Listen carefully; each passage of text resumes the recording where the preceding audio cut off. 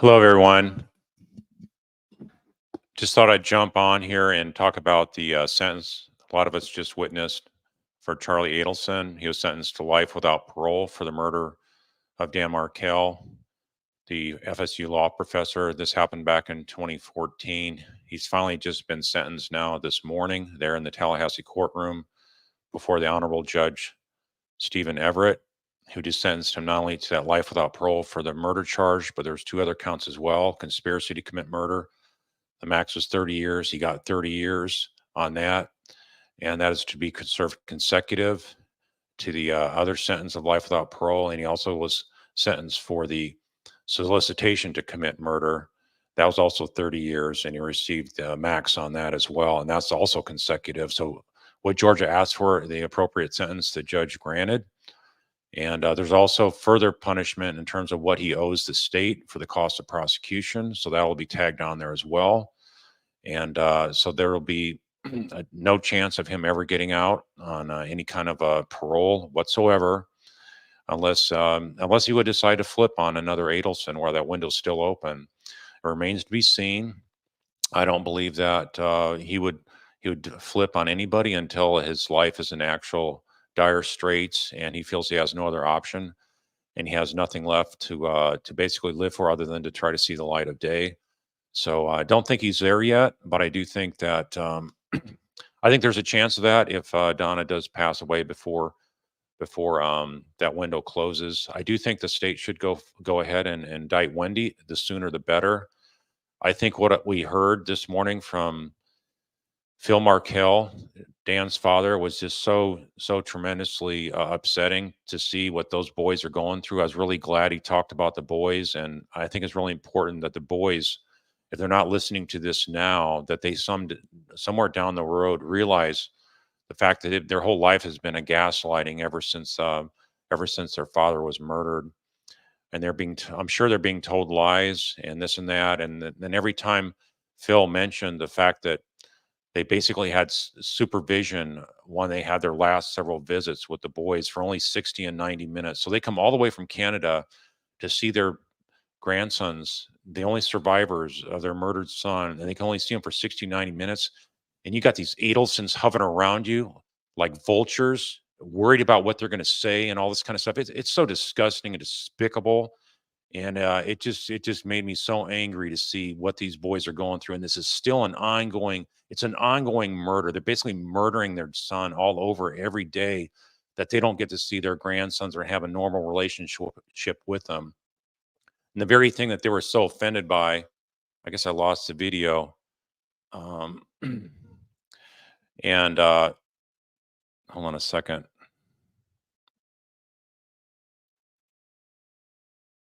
I'm going to switch here. Stand by. The very thing that they thought was so offensive that Donna needed supervised visitation. Look at what they're doing now. The grandparents, they're a threat. They have to have supervised visitation. It's just such an outrage, so disgusting. And how this is allowed to go on in society. It's really, really an ill of society that these kids do not have grandparents' visitation. And it's really an ongoing crime, even if it's not a statutory thing where there's any punishment that can be exerted on them. I think it's very, very much a despicable crime nonetheless. It's a crime against humanity. So I'm trying to switch back to my FaceTime on my MacBook Air, and that's not working either. So wow, this is really bizarre. Anyway, I'll continue to talk. Sorry about this. Normally the camera heats up and here, let me try something else. Let's try the settings on. Yeah, it's not working at all. That's just bizarre. I apologize. I don't know what the heck's going on here. In any event, I just think that this is such a despicable thing that's going on for the boys that I don't know how a prosecutor could sleep at night knowing this was going on, and this has been going on all these years. These kids are being just completely abused and suffering, and they're being lied to again. I hope at 13 and 14 they'll wake up very soon the fact that grandma now is in prison up in Tallahassee, was ready to flee the country with evil Harvey as well. And now she's up in a prison, a jail, the same one that Charlie's in. And in fact, when you think about it, grandma just sat in the chair yesterday, the exact same chair that Charlie sat into. And so it's just very, very much a great thing to see that two Adelsons are back to back in that same courtroom facing some justice. And so if you have any questions about this, I just, it's just very, like I say, I just can't get over the fact that they're still being, the boys are still being abused. They still have this evil Adelson last name that is for the, not all Adelsons are evil, obviously, but to the ones that are in South Florida there, you guys are just absolutely, it's absolutely disgusting what you're doing to those boys. And for Charlie to sit there and say, I'm innocent, how dare you? How dare you? At least, at least you didn't say it more, say more words to be more insulting to the victims of this, the Markels. But I would say that, notice he didn't even say, I'm sorry what you've gone through or anything like that. Those words would have been meaningless. So, I mean, normally a defendant would say something like that, even if they're maintaining their innocence. He didn't have the dignity to do that. But in a sense, it's not even worth it if you're not going to accept responsibility. So the the smugness that he had in there, just like his mom yesterday, these people are so much above. They think they're so much above law and society, and none of the rules apply to them. So this really, I guess, this is something that should have happened obviously many years ago, and more Adelsons should have been arrested. They should have been prosecuted, and I trust those days are in the near future, coming down the pike here. And I think that the way that Charlie had such a just an absolute disgusting defense, that was just it's the worst defense I've ever seen. It's like the if you got a bunch of lawyers together on a case and said, hey, what's the worst defense theory you've ever seen on a criminal case? This would top it for me by far. I cannot think of such a more ridiculous story to come up with when they got all this evidence of their own words talking about code and how they acted so guilty. So yeah, I mean, it's just like really, it's really unbelievable that they think a Tallahassee jury is so much a bunch of knuckleheads that they would believe this concocted story of this absolute lunacy. So and Donna, Court TV last night, Vinny Politan said that he thought there was even more evidence against Donna than there was Charlie. So that shows you how much strong of a case you have against Donna as well. So let her go to trial. She looks so defiant yesterday. You think, yeah, maybe she could make it through to go to trial, compared to what she was writing, and her attorney was writing in the motion that she was basically falling apart day by day. Well, that didn't look like it so much there. So in any event,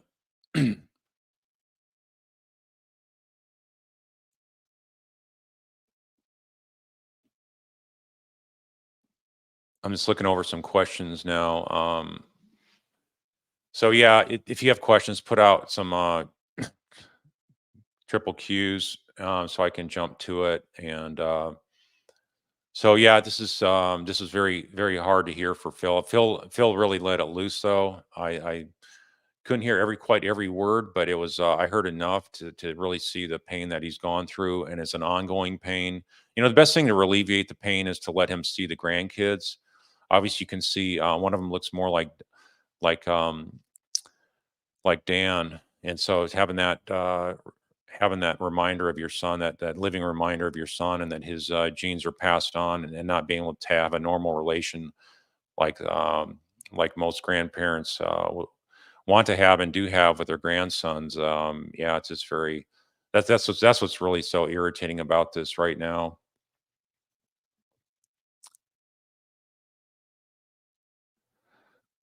So here's a question from Northern Ireland. Why did the judge not give a statement like Judge Newman did in the Alec Murdo trial? Judges have different viewpoints on what is appropriate for them to make a sentence or not. Yeah, that would have been nice to see, but this judge didn't want to do that for whatever reason, and maybe that's the norm for Florida. I'm not sure, but a lot of times judges do it, but here he didn't. But it's just great to see he did the ultimate best thing, which was maxed him out, so he gets the maximum sentence, and so that's a good thing. That's a good thing.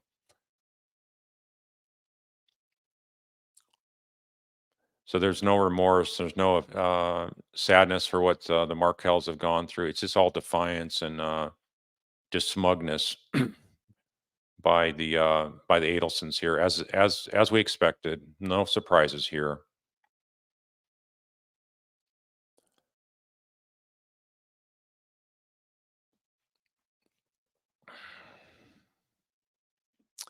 Yeah, here's this Sundance Spirit saying because the state took so long to arrest these people, much more damage occurred and is occurring. Right?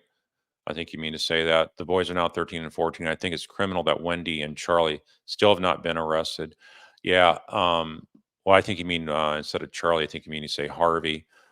But yeah, I agree. This is very, very just upsetting, very upsetting that this is an ongoing abuse, and it may be too late to save the boys for them ever to recover from their brainwashing and to want to have a relationship with the Markells while they're still in their formative years.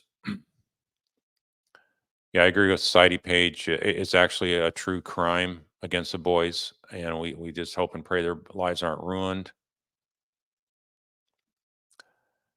And here, JPG saying grandchild alienation has been done in my family as well. Yeah, it's so torturous and heartbreaking. Yeah, it's just when you hurt children like that, it is so disgusting and evil to uh to be able to use children as tools of warfare like that.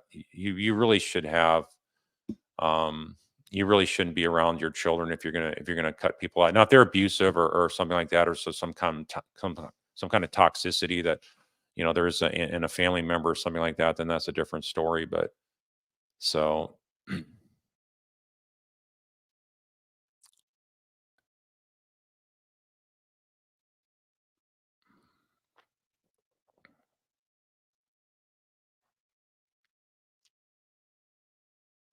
so John was down in the courtroom there. I don't see John jumping on here yet.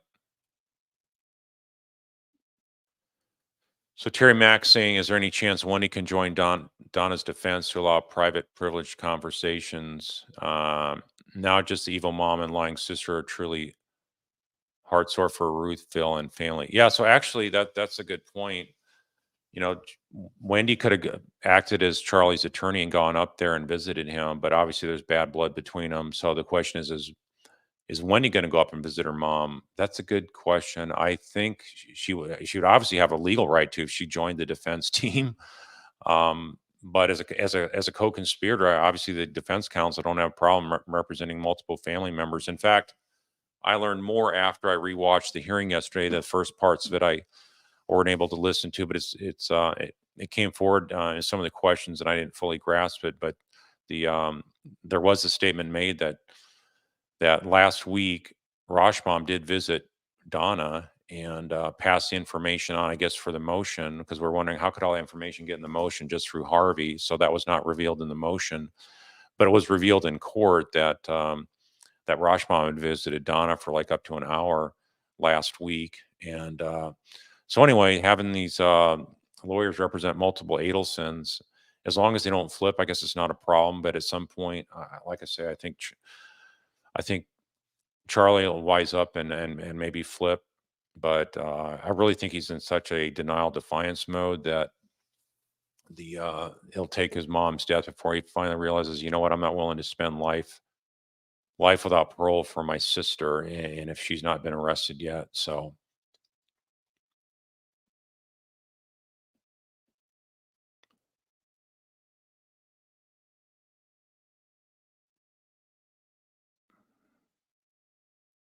yeah, actually, I'm trying to think that one through though, because the judge did say that they're not supposed to speak to co-conspirators, but she's an unindicted co-conspirator. So yeah, unless the judge specifically said you cannot talk to Wendy as well. I would probably want clarification on that if I was a prosecutor, and I would argue that she should not be allowed to go in the cell and act as an attorney. But the rights to an attorney is a Sixth Amendment right, so I think the judge would probably let that slide. So yeah, even if the prosecution objected, I think that probably would play out where she could act as an attorney. And so yeah, it would be. But I don't think Wendy even wants to go up to Tallahassee. I think she's so afraid that that's going to incite them to arrest her sooner. And so I don't think she's going to go up to see her mom, and I think that's going to make her mom lose it even faster. I guess we see Sonny Tanner here. Hello, Sonny. And if you have any observations or comments to add here in the chat, please do. I don't think John is I don't see John joining us yet.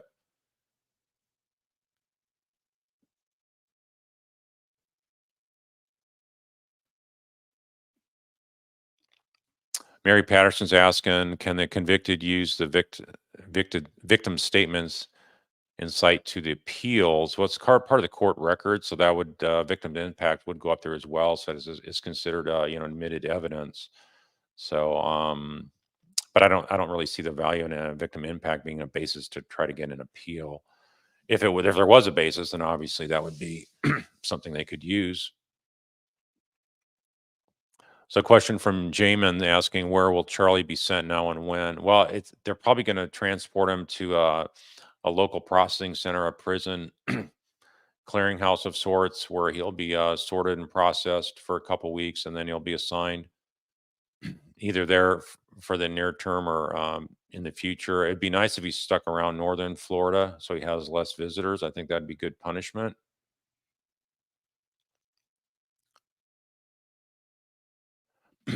So Ruthie Eilers is saying, despite the evil in the hearts of these people, doesn't it still somehow break your heart at wasted potential lives? These people could have led such blessed lives and were and been true assets. Yeah, it is really disgusting. That they threw it all away. Besides Dan's life, they ruined their own and were willing to do that and took the risk because they thought they could get away with it. And so, yeah, think about the kids, all the other kids suffering. Think about it.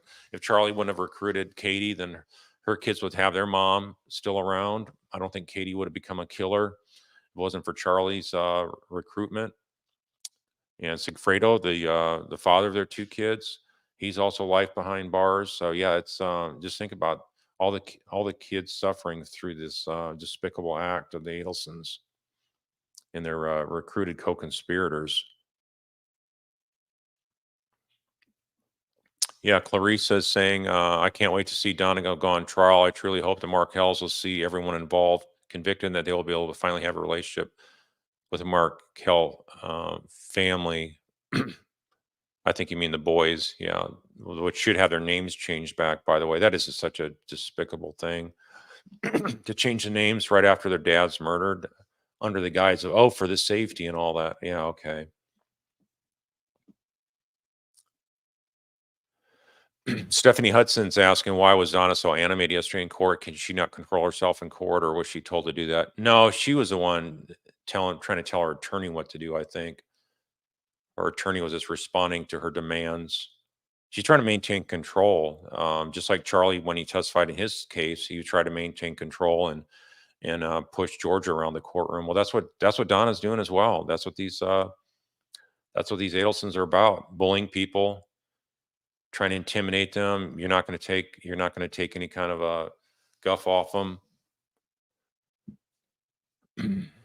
And here, Mina Nath is saying, are they scared to hire Tallahassee lawyers / criminal lawyers because they fear that these lawyers could be biased against the Adelsons?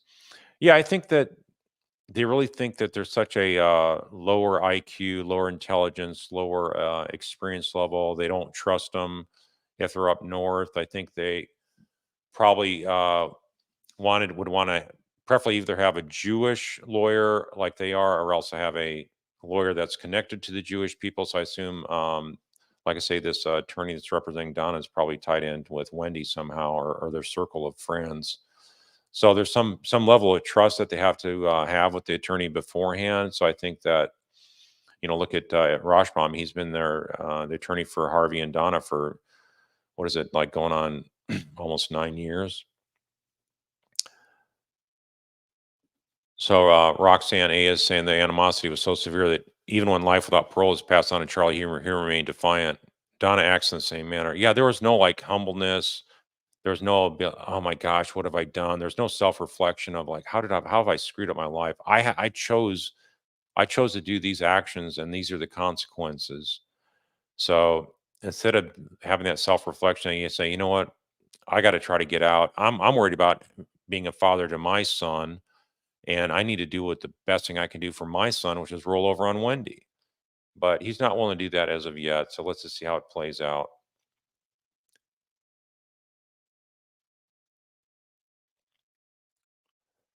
Hotshot guy is saying it's very telling to point out that no family members attended this sentencing proceeding.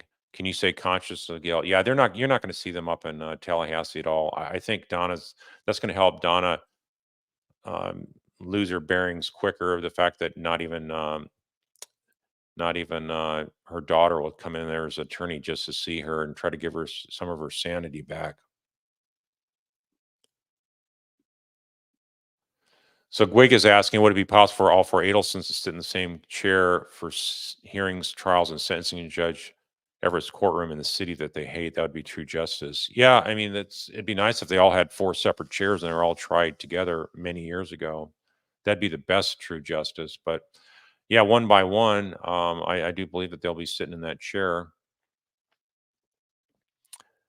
And Cheryl B saying Wendy and Harvey may temporarily move to Tallahassee to be near Donna. Well, I don't know if they still have the money to do that. I think they probably do, but yeah, they want to stay as far away from Tallahassee as possible. I think it's really going to be interesting to see where they move Charlie, if he's from South Florida there, if they allow him to be in a prison near there so that at least Harvey could visit him. Don't know. Hope that doesn't happen.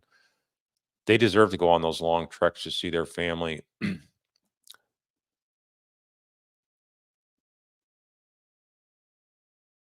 And keep in mind, they're not able to visit Dawn at all. There's no visitation allowed. And while she's still on the suicide watch, she's not going to be allowed to speak to Harvey, even other than I guess they had the 5 minutes. But if they do allow her to speak, it'll be few and far between. It's not going to be the many hours of phone calls like Charlie had. I do think Charlie's probably on suicide watch because that's probably why he wasn't shaved this morning, because they don't allow him to have any kind of shaver, even if it's an electric shaver. And but then it possibly could be they offered an electric shaver and Charlie said no as well, just as a thing to show disrespect, and he doesn't care how he looks anymore now. So, and if that's the case, then yeah, maybe he's not going to care about anything anymore, including salvaging relations with mom and dad to the extent he's willing to roll over on Wendy and also his mom. But I just don't see him rolling over on mom, and he'd have to roll over on all of them or none of them in order to cut a deal. I would imagine, unless the prosecutor's so wanting to get Wendy that will be allowing him to cut a deal where maybe Donna gets 20 years, some kind of voluntary manslaughter, murder too, or something like that. Just sort of do a package deal. Okay, so thanks, Sonny. John had to catch a flight, so I guess that's why he's not going to join us.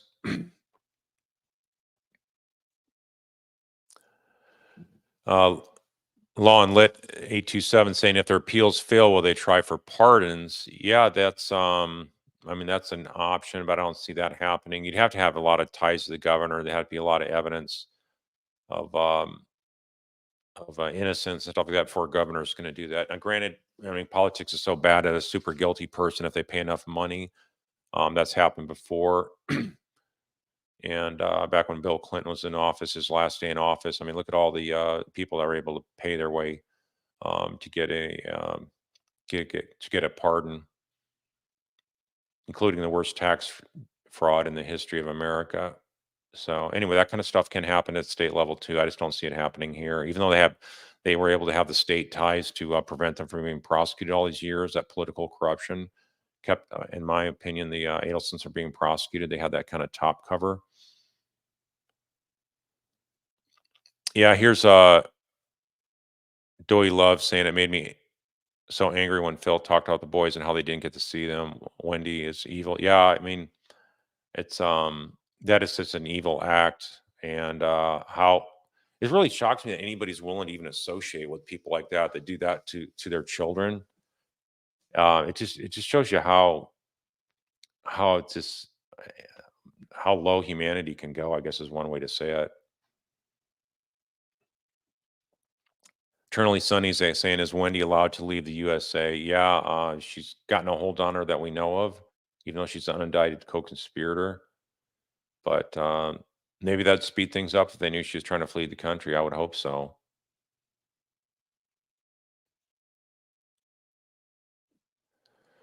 Yeah, Sundance Spirit saying they need to arrest Wendy and Harvey now and get those boys out of there.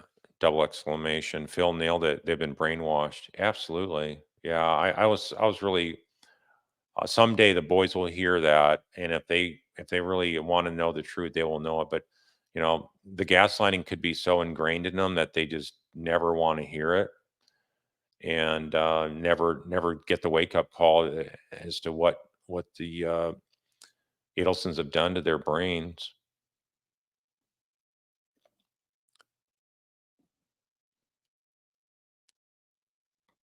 So Hamon is asking Carl, do judges decide 100% on their sentences before the hearings begin, or do they ever change their minds after statements are given? Yeah, I mean, I think they try to come out there an open mind. Some, like in Charlie, you're probably thinking, yeah, I mean, there's nothing this guy's going to show.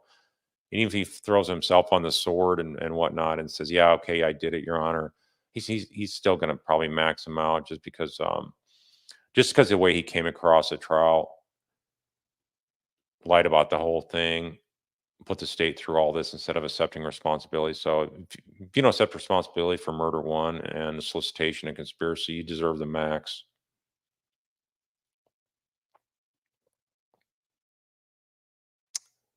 Yeah, what I was saying, Trump also played the pardon game for dollars. Yeah, I mean, if you got associates in high places, yeah, like I say, it can be either party. Both parties have done that kind of thing, but like a real, um, I think the real ability to influence politicians for murder in this kind of case, I would hope was not an option.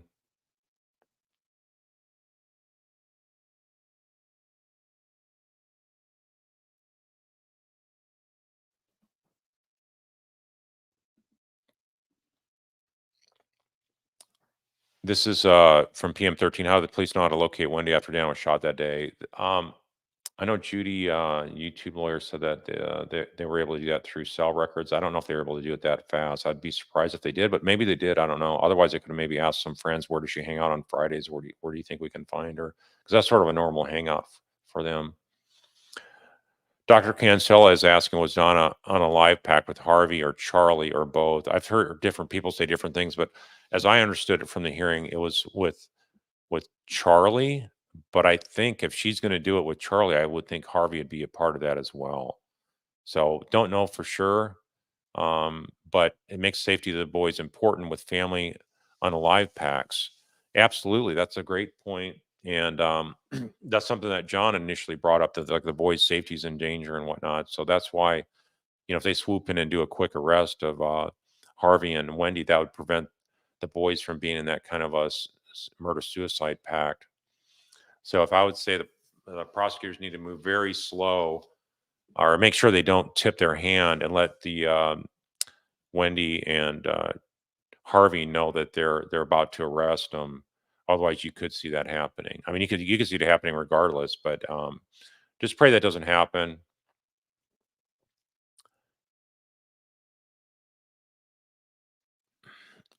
So here we have Fifi 48 saying, "What could get Charlie, or what could Charlie get now in return for flipping on Wendy? I think he wants to and is ready, but it's only in return for something." To me, he seemed desperate with glimpses of remorse, not defiant or smug. Yeah, I mean, when he was listening to this sentencing impact statement from Phil, you sort of could get the impact that he was thinking, "Gosh, this sort of was bad." I mean, you could sort of think that, but as soon as he gets around and he says, "I maintain my innocence" and whatnot, he's back to his old Charlie. So I don't think he's ready yet. No, I think he's going to have school of hard knocks there in prison, and mom dying beforehand. So what could he get in return though if he did decide to? I would say The he may get nothing if he even if he offers it up through counsel. Like, what's he going to get less than life and all that? Is he going to try to get 30 years out of this murder and serve 25 or something like that? I mean, that's what I would if I was attorney. That's what I'd be going for. But I don't know if he's willing to do that ever. But if he's smart, obviously, I think that'd be the way to do it. Now, if the prosecution's saying, "So sorry, forget it. We got enough on your other two family members, and we're not going to accept your offer," then, and we'll accept the evidence we have without you rolling over becoming state's evidence. Then that's what I think is a possibility as well. And Dr. Cancel is saying that maybe better jail conditions, federal prisons. Yeah, I mean, I don't. That's a little bit more of a high risk type of maneuver, less likely to happen. I just don't see that happening. Could it be possible? Yeah, I just don't see that one happening. But yeah, I think once he gets to state prison, if you guys YouTube the Florida prisons and stuff, you can see some really scary folks. There's a lot of overcrowding. There's a lot of safety issues and whatnot. And so I think that wherever he goes, he's going to be among the worst, right? The worst are the violent ones. So that's who he's going to be hanging out with. He could try to ask for protective custody, but I think knowing Charlie, he's going to try to be the maestro in there, and think he's going to be try to be a leader of the pack kind of thing. But he's gonna get beat on and whatnot. And I won't go into any kind of graphic details, but I think that's gonna make him have a change of heart and down the road. But and maybe he's gonna just want to end his life rather than flipping. I don't know. I mean, if he's already talking suicide pact with Donna, then that's that possibility. He'd rather commit suicide than roll over on Wendy. Samuel's saying that Donna had a suicide pact with Harvey and was using sleeping pills. That's what the sheriff said, and was on the 25-minute call. Yeah, but so it wasn't mentioned about Harvey, but I would suspect, like I say, that I think Harvey. Um, but here, Mon is saying the opposite. It sounds like it's with Harvey, according to testimony yesterday, when Donna scoffed the 25-minute call. Yeah, I thought it was with Charlie. So I guess if you guys want to go back and listen to that and clarify it.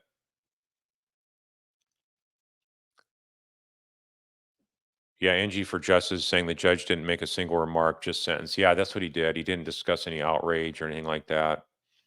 And so that's that's judge's call. But like I say, I think this judge has been doing a great job. I really respect him. I think he's a no nonsense kind of judge. He also has a sense of humor. And there's no joy in sentencing somebody to life. You don't see any hatred through the eyes of the judge against Charlie or any of the Adelson. He's just doing it by the book, doing it what's just and fair. And that's great to see in a judge, that he's not up there trying to extract favoritism or bias towards one side or the other. He's just calling it right down the middle, and executing the right justice as possible. And really, if you stop think about it, it's not true justice in the sense that he could have gotten to the death penalty. Why the state's attorney's office didn't go for the death penalty? I mean, they thought that the worst of the worst for these co-conspirators to murder Dan Markel was the actual trigger man. But I think the actual worst of the worst is Adelson's, and I would have gone for because it's sort of like a but for test. But for the Adelsons, the others, the hitman and the go between Katie, they wouldn't have committed this murder. And so I think they're the worst of the worst. And so if you didn't get a death penalty against Sigfredo and Katie, then what's to stop you from going after the death penalty on these others? I just don't agree with that prosecution strategy. Dr. Zapp, I don't. That's the name of that doctor that came up in the hearing yesterday. That Donna's counsel is trying to imply had not seen Donna, the psychiatrist. So Dr. Zapp is saying Wendy had the Adelsons convinced Dan was the worst. Yeah, I mean she fed the she fed all this nasty talk up to Donna, and then that got Donna all ratcheted up to feed it down to have Charlie help be the fix it man. So yeah, the real one pulling the strings here, I think, was Wendy.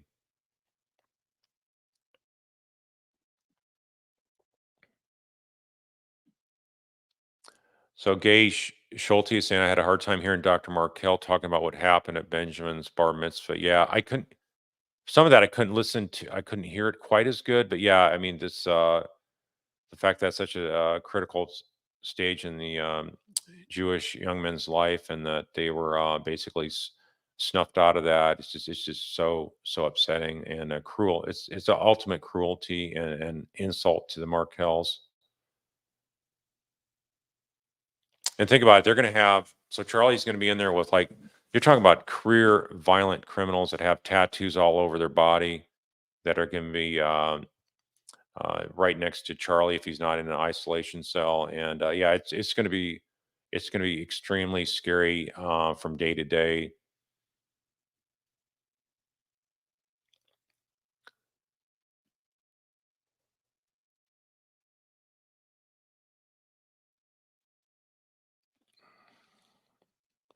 So Jorge Lopez is saying Charlie might be sent to the same prison as Garcia. I don't think so. I think that they're not going to try to put him in the same location just for any chance of cross violence or having hits put out on Charlie because Sigfredo's there. There's so many prisons in Florida. I think they'd have an easy time finding a place, despite the overcrowding.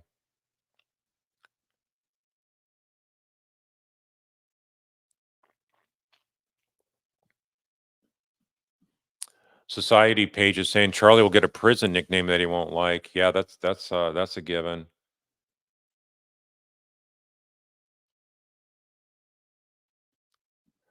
Angie for Justice saying, "Hey Carl, do you happen to have any inside knowledge as to if Wendy will be arrested at any point? What's your opinion on that?" No, I don't have any inside knowledge, but I think my guess is going to be probably within a year, knowing that there's the rate that they're going here. So sometime around a year and a half around when Donna's getting arrested. But I think there's going to be some stuff going on with Donna, or I think there's going to be, like, say, some twists and turns in the case. It's not going to be on this linear track of one at a time without any kind of serious kind of blowups that make change the trajectory of this. So all I know is that the more Adelsons you arrest, the more they're going to lose it, and the more they're going to self implode.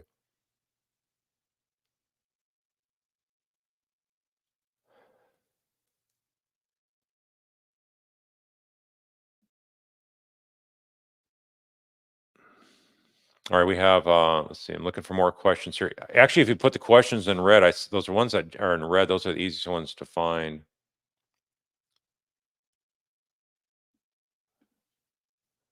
Yeah, Debbie Martin saying they never went for the death penalty because Dan was against it. Ruth said that.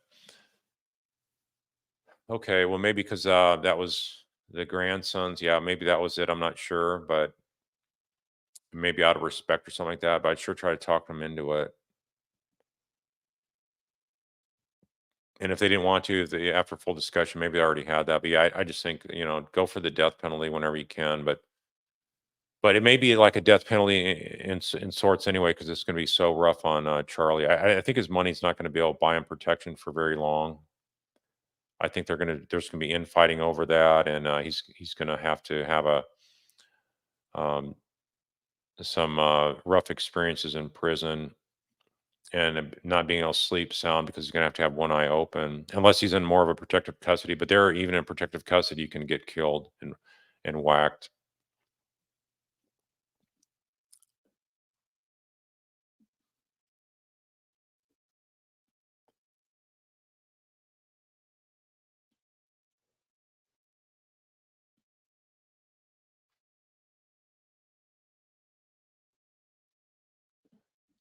All right, so we have Mary Patterson asking, are similar types of criminals usually placed together like white collar crimes, drugs, et cetera? Yeah, generally, I think what I've seen in most states, they sort of do that. What level of crime you have. So non-violent criminals are more of the same type. I think that's like drugs would be more the non-violent type. So whether it's a fraudster versus a meth cooker or something like that, I think they're sort of the same ones. I think the real differentiating thing is the level of violence. So like I say, Charlie is the one that has the most the worst of the worst, which is murder. So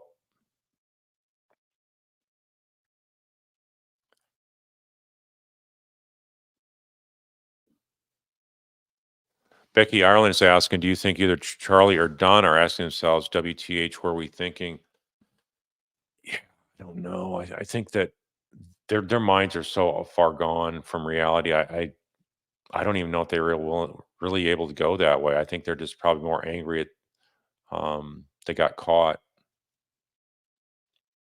And self-reflection being, yeah, you think, how stupid could we be to use these knuckleheads, these bumbling folks that we gave over $100,000 to commit a murder in broad daylight of all things. I mean, think about it, if they wouldn't have had the daylight as an option, if they would have had that at nighttime and not gone a route where they had those kind of tracking things, the odds of catching them would have been a lot more difficult. Maybe would have had no convictions at this point.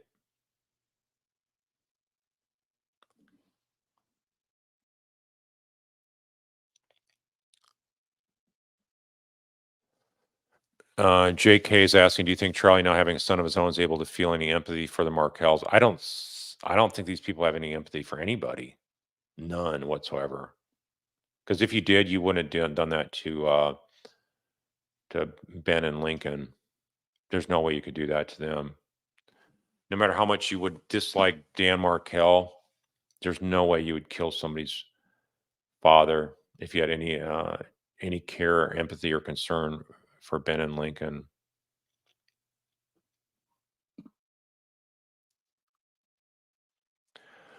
Jam is saying off topic, but I'm wondering if the Markells can sue Wendy to get the family ring back. Yeah, where's that family ring? I mean, who knows? They might have crushed it or something like that. They'll say they gave it back to him and deny it or something like that. They'll just make it up. And as far as suing for monetary damage, I think that everything's in trust and whatnot, so it'd be really hard to get to. And hiring lawyers to do that, I don't think it's probably even worth it. So they're gonna have to answer maybe someday to Ben and Lincoln.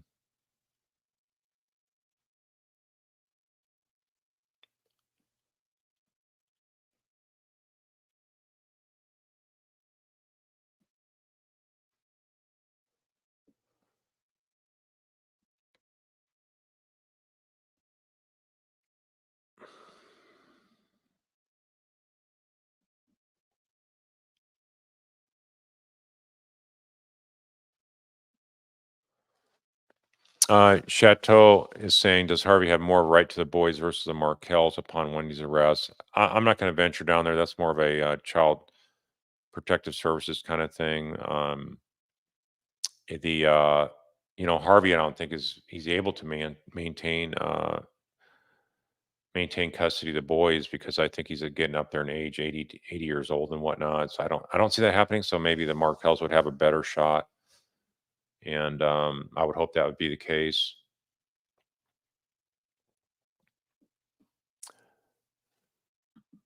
Remember, Mind Please says that, do you personally feel Katie deserves a reduced sentence at this point? Well, I think what they're going to do is wait to see how if they need to use her in the other upcoming trials before they do something to reduce her sentence. And so she did help him somewhat. So whether it's enough to reduce it, I think I don't know if they'd knock off something where she could get parole. I mean, the only option they got to reduce is give something where she could not have parole.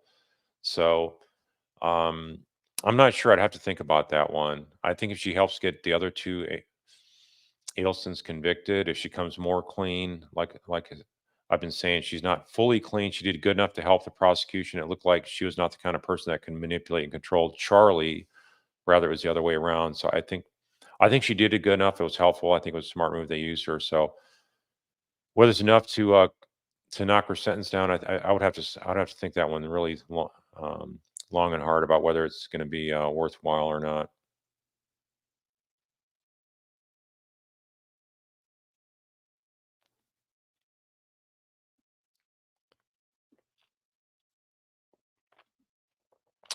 Wham was saying, is there anything in place stopping Wendy from leaving the country with the kids? I don't think so. I mean, she doesn't have any kind of looming indictment ready to happen, an arrest warrant, in the coming days that I think they're, like I say, they're taking their time. They're going to build up to it in the next year.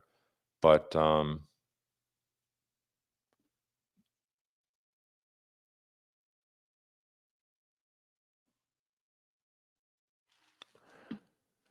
Judy D saying, I like the judge saying voluminous evidence in relation to Donna and voluminous evidence in relation to Donna. So yeah, I think that I think that's a good point. The judge having seen the previous trial, he's going to know what to expect and make similar type of rulings that I'll come forth with Donna's. Brooklyn Rules is saying, did Judge Everett not make a statement because he will be overseeing Donna's trial? Well, he could just focus on Charlie, but yeah, if he talked about, I guess maybe they could try to get him off the case because he made a statement that implicated all the Adelsons and their guilt. So I don't know if that was a reason. Maybe it was a reason. So yeah, that is a possibility. But in the end, I think the defense would not want to have Judge Everett off the bench. I think he's a very, like I say, a very fair judge, and he's not pro prosecution like I've seen some judges be. So I've thought all the judges down there that we've seen on these cases are very good judges. So I'm impressed with them. Lara O'Neill's asking if the FBI is still tapping Wendy's phones. No, wiretaps are you'd have to have a court order and it has to be very short window. And it's a very uninvasive kind of thing. That's basically you need an exception to the Fourth Amendment against searches and seizures. So you have to have real particular details to get that. And keep in mind, they only had a 2-week window on the initial authorization from Judge, I forget his last name with an H, the one that recently passed away. He was such a nice judge.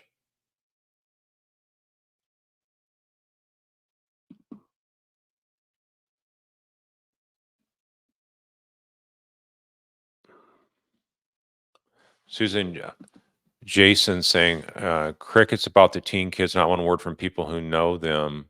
Isn't it extremely likely they have the same morals, untouchable, narcissistic attitudes as Adelsons who raise them?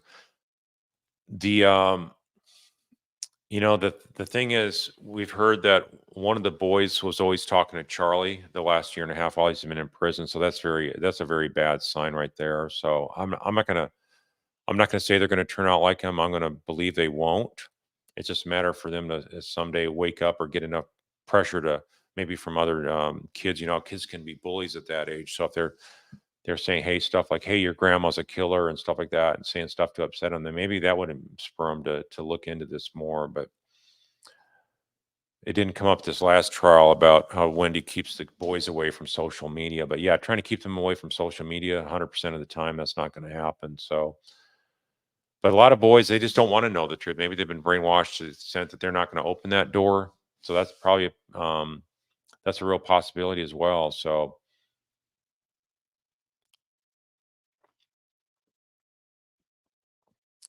Wesley John Holmes is saying, is it possible that a welfare check has been done on the children that may have been kept confidential? I don't think they're going to do a welfare check on them. No, I think unless they're arrested for the mother is arrested, then I don't see anything happening where the state's going to get in and look to see if the boys are really in harm's way if they were to be with Harvey and stuff like that. But I would think the fact that everyone is being arrested except for Harvey. Now Harvey's the last one. You're gonna really let the boys stay with an 80-year-old man that's surrounded by murderers of the boy's father? I just don't see that happening. So Woodall is saying Charlie's never going to flip. I thought he might, but after watching him today, he's dug out down. Yeah, like I say, I think it's gonna. The only thing that would change that if he has some horrible experiences in prison. I think that's the only thing, and combined with his mother dying, so that's the only thing. Yeah, right now I think there's no way he's gonna fess up, but when he goes to prison of hard knocks, that could change things.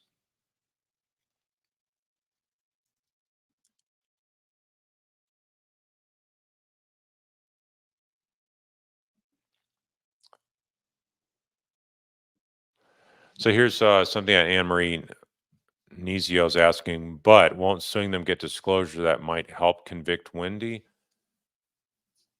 Yeah, I mean, but if she just pleads the fifth all the time, I don't know how much that traction that's going to get you. I wish it was. I just don't see that as being a viable outcome. It's one thing if somebody pleads the fifth and you got the ability to get their money and they don't defend themselves and you get an easier verdict against them from the court, but if they're basically judgment proof because everything's in trust and locked down, where they're not going to get access to it, then I don't see an attorney taking it. I mean, an attorney I maybe would take it if they get paid by the hour, but not on a contingency. So I just don't see any chance of that turning out successful.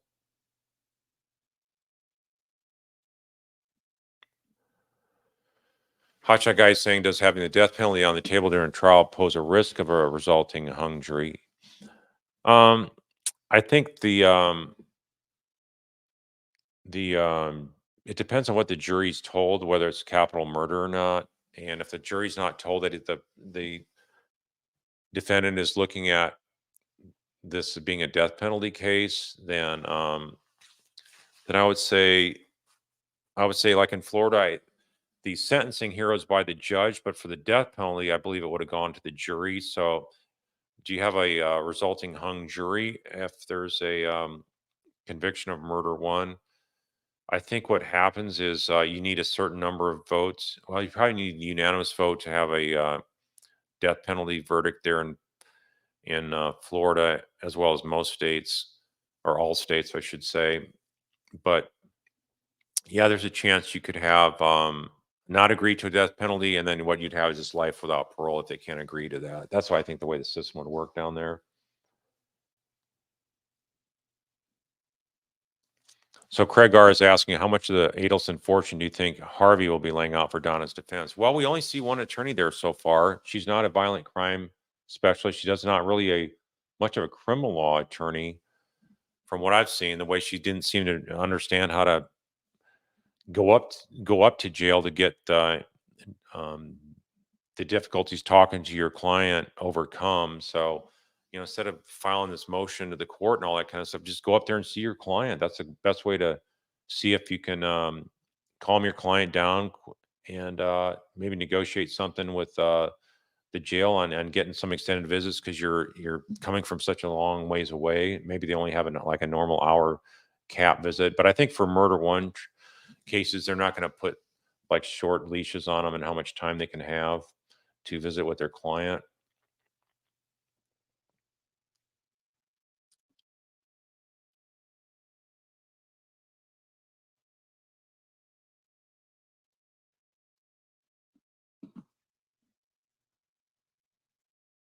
So just looking for other questions here. Here from Lon Lit saying Wendy's lawyer was confident that Dan's accusations about hidden assets was without merit or retirement account of some sort. Any insight?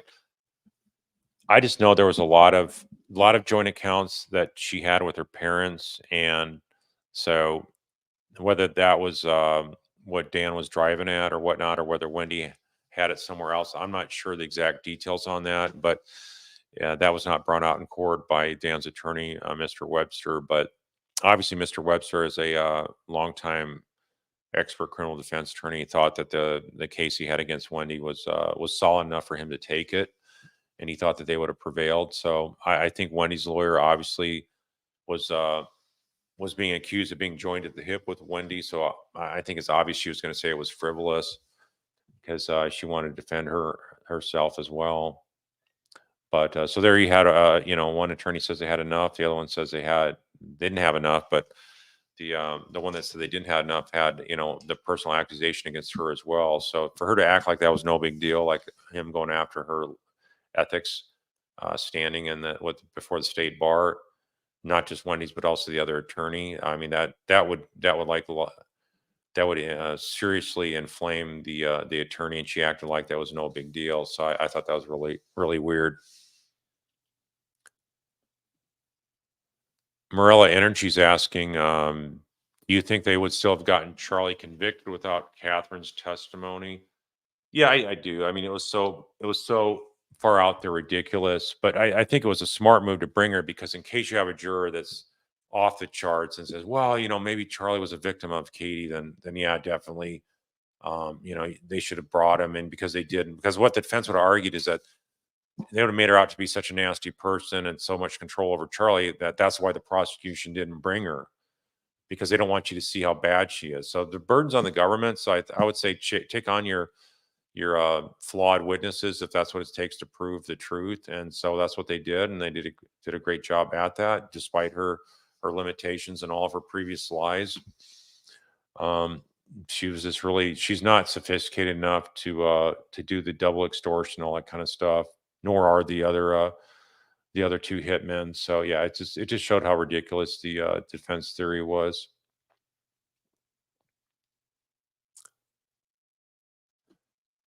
Terry Mack saying, don't you think Katie really has to put her full deck of cards on the table for Georgia to have considered a sentence reduced? I think it's that she's only told a quarter of the truth so far. Yeah, I think they want to get more out of her and whatnot, and they'd want to use her against other Adelsons. So that remains to be seen. But yeah, I think as more time goes by, maybe that she's willing to spill more beans on that.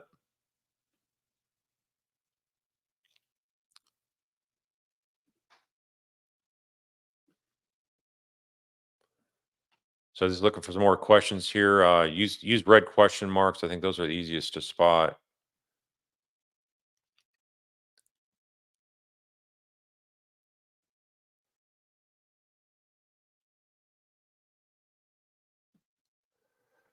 JK saying, don't you think the judge seemed surprised at the few words Charlie used? I think everyone's hoping for some remorse from them for the Markels, even if he maintained his innocence.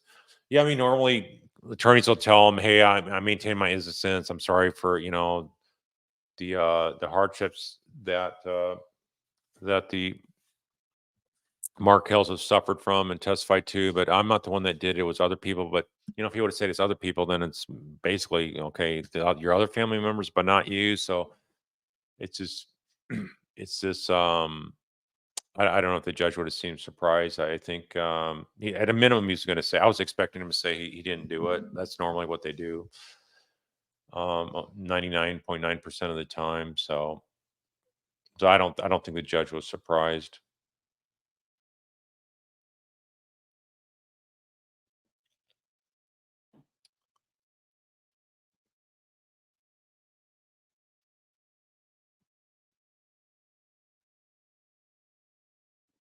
Yeah, so girl underfoot saying, "Why wouldn't Donna get a criminal defense attorney, uh, not a family attorney?" I don't think yeah, she's not a well, she's related to the family. She doesn't practice family law, but I mean, I think she does do some criminal type stuff. But like I say, I think they're more concerned about loyalties as a lawyer than they are actual criminal law experience. And I think part of it is also being able to control the lawyer. I think they want to have leverage over their lawyers. The lawyer's supposed to do what they want, just like what Donna did with her lawyer yesterday. I demand the judge hear this, and the judge fix this for me. And the judges are not micromanagers of the sheriff who controls the jail procedures and whatnot. So, and the judge said that yesterday. He's not going to get involved unless there's some like serious constitutional issues or issues that affect the ability to have the interaction between the counsel and client to prepare for the case. Yeah, then it's affecting the case if the lawyer's denied visitation. But she's just trying to get a hold of her over the phone if she's on suicide watch. So that's not really going to be that productive. And like they were saying, they had people around her as well, because even a phone could be used as a self harm weapon.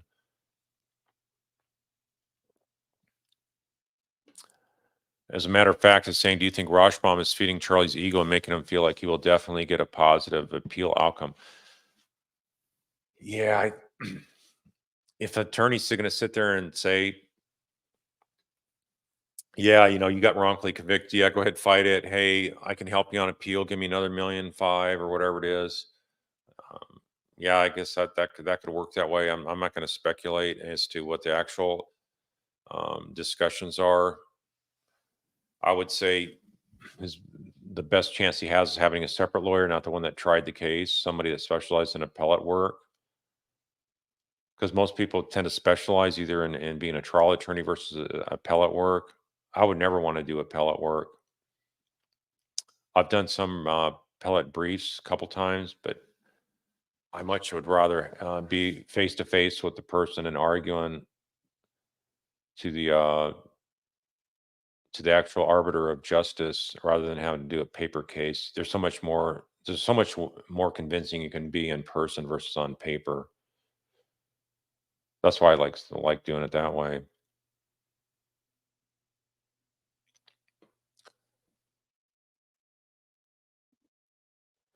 Charlie Barrow from Germany is saying, does Charlie have anything to offer the state at this point? He's convicted and evidence against Donna is strong. How's he going to get the state to the bargaining table? Well, like I say, he'd have to offer up Wendy, and I don't think he's going to offer up his dad, but um, maybe could say, look, if you agree to go cut a deal for my mom, but if he's wanting his mom to be released from jail, like sort of Katie had as a deal, I don't see the state doing that because the evidence is so strong.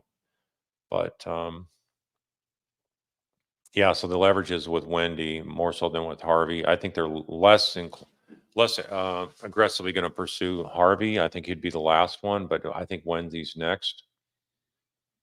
And I think the evidence will keep building. That the more the Adelsons get convicted, the more the evidence is going to build against Wendy. So you convict Donna, that's going to help build your case. Not only just evidence wise. I think you can order folks to testify, but you can also basically have you're going to have the inspiring confidence of the prosecution team. Yeah, Hankerson. Yeah, it was Judge Hankerson. That he was such a nice guy, wasn't he?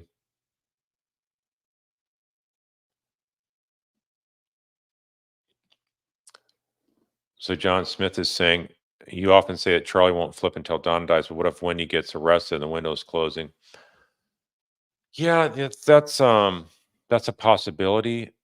And but I think that even if Donna's still alive, and unless he can cut a deal where he says, I don't want to flip on mom, but I'll flip on Wendy, I just don't see that kind of deal being something that the prosecution would agree to. But you never know. I mean, they got they got a great deal for Luis Rivera, but I think once they get somebody convicted, they're going to be a lot less likely to cut a deal unless they absolutely need him. And I don't think they actually need him to get Wendy. There's enough evidence out there independently without Charlie flipping on her. There's enough evidence to convict Wendy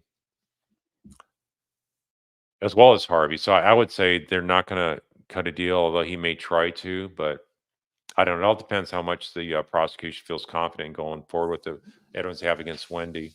Like I say, I would have charged all these guys years ago. Look how they're crashing and burning.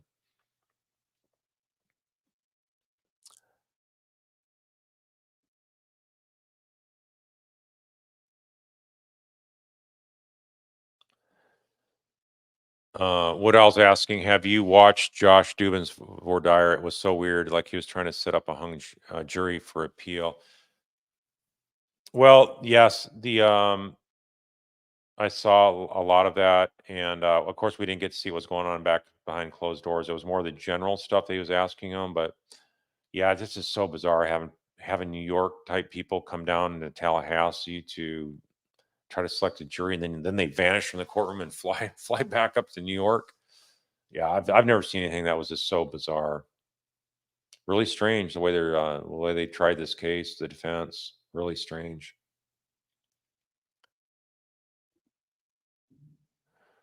All right.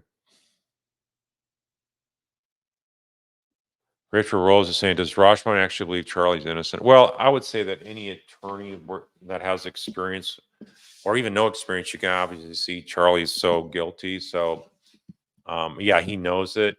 Does he try to dwell on that? No, I think he's trying to just dwell on not thinking about his guilt and just going through the legal motion. So, attorneys that know they have guilty clients, they basically just look at it as sort of like a legal chess game.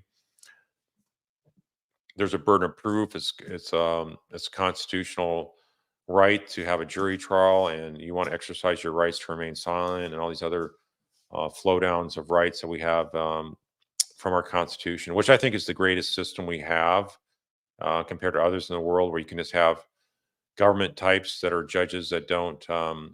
You don't have any option to have a jury trial. So the jury trial, I think, is a real equalizer from politics, because you could have, let's say, if you didn't have a jury trial in Florida and the Adelsons have political connections, well, what if you had the political connections that not only stopped you from being prosecuted, but then if you went to have, if you did get to trial, then you got a judges on the take as well. So that can really railroad justice from happening. So I think juries are the best thing.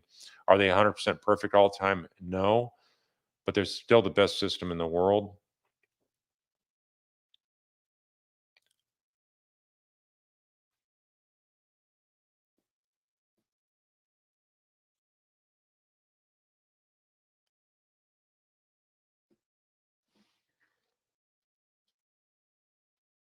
So Sandy was asking, do you think they'll get Robert Adelson to testify at Donna's? He can show how they pressured him not to marry his love and said marry the one Donna picked. He annulled it days later and married her.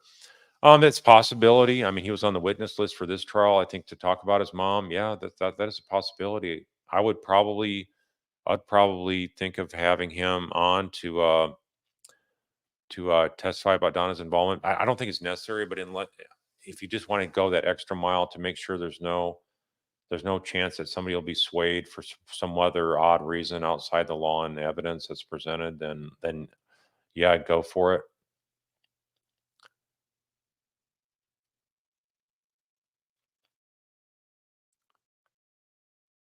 Yeah, it would be hard. It'd be hard for him to have to be involved in this. So if he doesn't want to and whatnot, that could also be part of the process.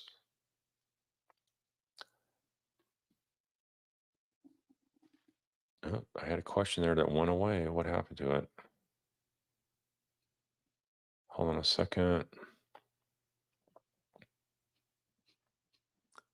Kind of jump down.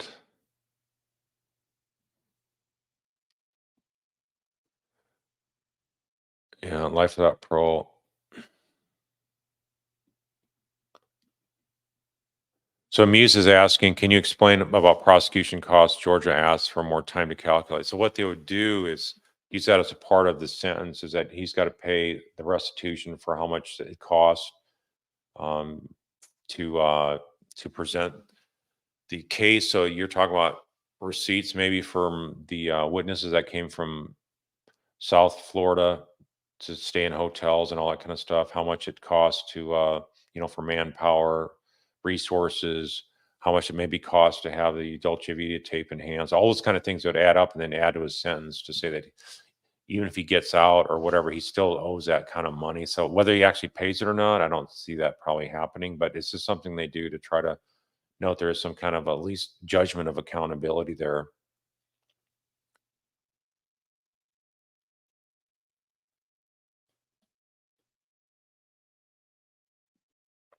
So Dr. Zapp is saying cult is a group, oftentimes, though not always religious or spiritual in nature, that is led by a single or small group of leaders.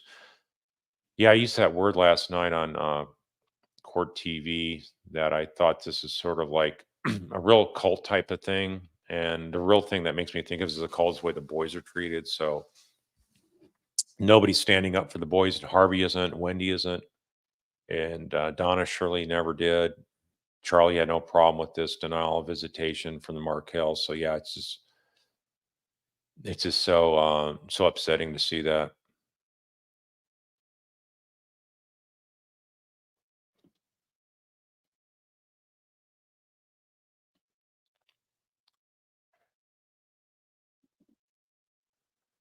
Debbie Martin saying it was so sad when Ruth said she sent the boys blankets when they were babies and thinks Wednesday threw them out and never saw them at the house. Yeah, I mean that kind of stuff is just so sick.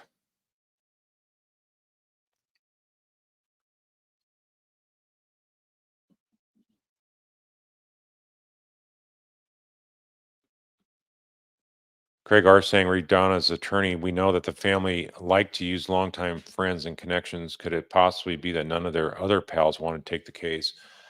Well, I think they probably didn't have a lot of criminal defense attorneys to rely on.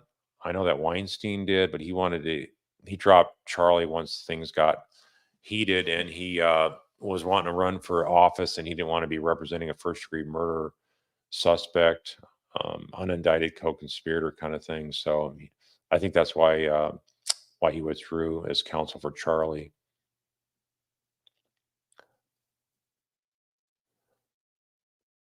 Patricia Winters is saying it must have rankled with Charlie seeing his lawyer looking tanned after his son holiday in Tallahassee, why Charlie looked pale and ill.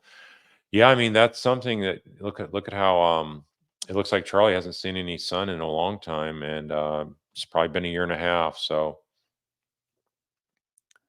I think he'll maybe get a little bit of sun more in the prison, but if he's out in the prison yard or something like that, but it's going to be a dangerous place for him to be, much more dangerous than where he's at right now.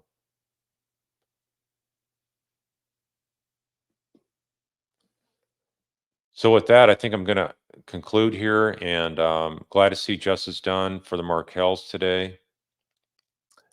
And one last question here. Tilo is asking, do you think Donna was allowed to watch the sentencing? No, she wouldn't have been able to see it. So in any event, this is where it's been something that we've been looking forward to a long time, to see him convicted, getting life without parole, never going to see the light of day. I think the judge presided over the evidence very well. And there's not going to be any legitimate chance of anything on appeal unraveling this thing where they got to retry him. So I think I think the sentence will stick, and that Charlie's going to have such a change of his lifestyle once he gets in process in the prison down there, that um, yeah, I think it's going to be so bad for him that he's gonna want to end his life, and or else other people will be trying to speed it up for him. It's going to be a lot of mental pressure that he's never endured before, extreme mental pressure and duress. So we'll see how it turns out for him, and we'll we'll have more to say here down the road, and I'm sure we're going to have more stuff on Donna here coming up soon. So we'll be back online here in a few days, and we'll get John back on and maybe and get his perceptions on what was going on down there these past 2 days. And so I do see that folks give me some questions by email, and I've not responded back to all those. So I apologize. I try to answer every email, but if I can't and it takes a while, please bear with me. And thanks for you all supporting Justice for Markels. And all the best to the Markels, and just keep the boys in mind, and just pray for them, their eyes to be opened, and for them not to be too devastated, and to have restored ties with the wonderful Markel family. So thank you very much, and we'll talk to you all later.